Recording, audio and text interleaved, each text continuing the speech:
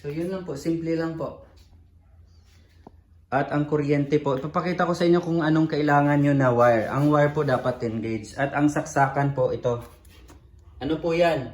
Heavy duty na, ano po? Heavy duty na universal outlet. At least 20 amperes. 16 amperes pwede rin po.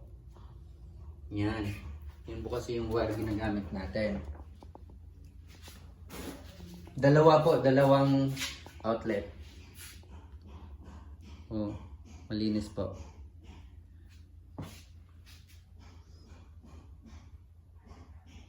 Yan po. Maraming salamat po. Ang haba. Ito 2.5 yung size niya. Or 2. Dos lang yata to eh, dos. Kailangan kung sa probinsya, mas malayo. Mas mahal. Hindi po siya pwede na malayo kasi